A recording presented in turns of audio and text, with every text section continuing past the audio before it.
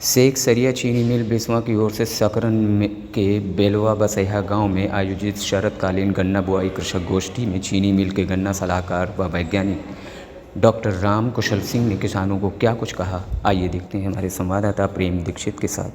आप लोगों को हम इसलिए बुलाए हैं कि आप ये जान सके कि जो आप खेती कर रहे हैं, गाय के मूत्र और गाय के गोबर में क्या ताकत है, उस ताकत को जानने के लिए आप लोग यहाँ आमंत्रित हैं।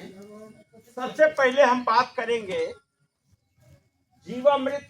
ये सब आप लोग जानते हो, 10 किलो गाय के गोबर को पानी में मसल देने के बाद उसका जब शरबत हो जाए तो ड्रम में डाल देना है और 20 लीटर से इसमें 60 लीटर दूध डाला है। डॉक्टर राम कुशल सिंह के YouTube चैनल पर अभिनंदन है, स्वागत है। आज बहुत ही अच्छी जगह हम आपको गन्ने के साथ केले की खेती कैसे करें, आज शालिग्राम जी के खेत पर हम लोग बेलवा बसैया ग्राम Sanda zone 10 Seksaria Biswa sugar factory के क्षेत्र में खड़े हैं। और मित्रों आप देखिए 8 फीट केले से 4 फीट इधर और केले के 4 फीट इधर ये जगह छूटी हुई है। 8 फीट में इन्होंने केला 1-1 मीटर की दूरी पर लगाया है और इनका जो गन्ना है वो 3.5 फीट में 2 लाइन है। CO 0238 गन्ने की किस्म है। इसको इन्होंने कब लगाए थे शालिग्राम जी? इसको इन्होंने 15 फरवरी को लगाया था। और सबसे अच्छी बात यह है कि ये इंटीग्रेटेड न्यूट्रिएंट मैनेजमेंट यानी रासायनिक खाद और जैविक खाद दोनों का उपयोग करते हैं। क्यों शालिग्राम जी? तो इन्होंने गन्ने की जो CO 0238 वैरायटी है, आप देख लीजिए पूरे उत्तरी भारत में हाहाकार मचा हुआ है कि रेड राट काना रोग का प्रकोप इस गन्ने की किस्म में हो रहा है और ये गन्ना सूख रहा है।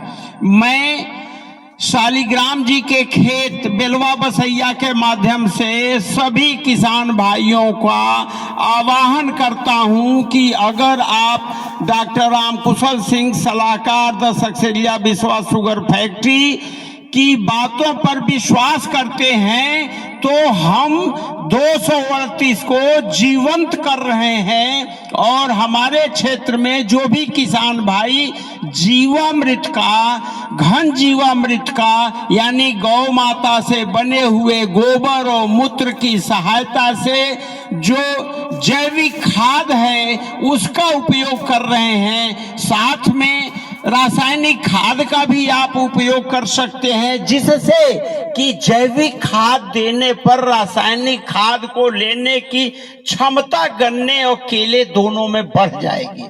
अब यहाँ हम बात करते हैं कि केला क्यों? आप सब जानते हैं कि केला एक बहुत ही पैसा देने वाली फसल है, नकदी फसल है, गन्ना भी नकदी फसल है। और केले का एक केला अगर आप खाते हैं तो आपको पर्याप्त पोटेशियम, पर्याप्त प्रोटीन, मैग्नीशियम और एक कंप्लीट न्यूट्रिएंट सारे पोषक तत्व मिल जाते हैं। आपका बीपी ठीक रहेगा, आपका हाजमा ठीक रहेगा और आपको बीमारियां नहीं होंगी।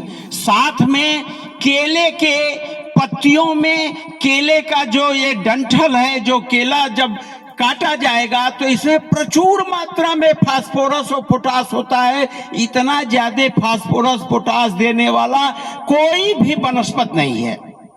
तो इनकी हरी पत्ती, सूखी पत्ती केले की, केले का दरख्त, ये सब आपके खेत में जो है उर्वरा शक्ति को बढ़ाता है और ऑर्गेनिक जैविक पोटास और फास्फोरस उपलब्ध कराता है। साथ में ये गन्ने की फसल है, इसमें इन्होंने गन्ने की 2 लाइनों के बीच में इन्होंने उड़द लिया, पहले इन्होंने खीरा लिया है और खीरा ये जो 8 फीट की दूरी है गन्ने की ट्रंच में जो 10 इंच गहराई पर गन्ना बोए थे उसमें इन्होंने खीरा लगा दिया और खीरा से शालिग्राम जी 65,000 रुपया प्रति एकड़ आप बता रहे हैं ना आपको पैदावार मिली है।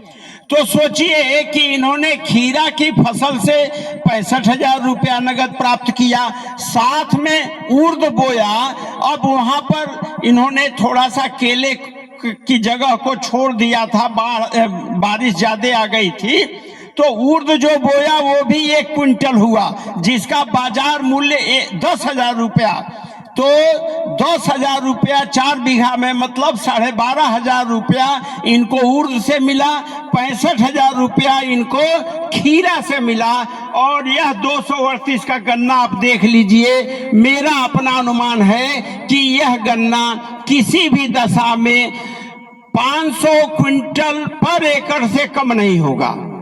एक एक गन्ने का वजन आप देखिए, जो भी गन्ने हैं इनके एक एक गन्ने का वजन जो है 2-2 किलो होगा और इस गन्ने में कितना स्वस्थ है। अगोला देखिए किस तरह से हरा है। तो कुल मिलाकर के इन्होंने मल्चिंग किया है, सूखी पत्तियों को इसी में बिछा दिया है। तो जैविक खाद के रूप में इन्होंने 4 बार जीवामृत दिया है। क्यों आपने 4 बार जीवामृत दिया है? 1 बोरी DAP दिया है गन्ने में और गन्ने में आपने 25 किलो नाइट्रोजन माने यूरिया 12.5 किलो नाइट्रोजन इन्होंने 4 बार में दिया है। तो कुल मिला के ये एक अच्छी बात है जो किसान भाई नाइट्रोजन का उपयोग करते हैं वो 1 बार में न करके 5 या 6 बार में सिंचाई के समय दें। दूसरी चीज ये कि फास्फोरस और पोटास हम चीनी मिल के माध्यम से जो मृदा कल्प पोटास जो उपलब्ध कराते हैं जिसमें 12.5 से 14% पोटास है वो पर्याप्त है गन्ने के लिए। तो मृदा कल्प का 1 बोरी अगर आप उपयोग करते हैं 50 किलो का और साथ में आप सिंगल सुपर फास्फेट DAP से ज्यादा अच्छा है सिंगल सुपर फास्फेट, तो सिंगल सुपर फास्फेट की 4 से 5 बोरी प्रति एकड़ लें। 1 बोरी पोटास लें, मिट्टी चढ़ाते समय भी 1 बोरी पोटास लें जिससे आपके गन्ने को ताकत बनी रहे, गन्ना गिरेगा नहीं और गन्ने की पत्तियां हरी रहेंगी। तो यहाँ जो जैविक और रासायनिक खेती का जो इंटीग्रेटेड अप्रोच है और ये केला के साथ गन्ना भी अच्छा होगा। ये कट करके जब इसकी पेड़ी आएगी तो इनका जब केला पकेगा तो उसकी छाया में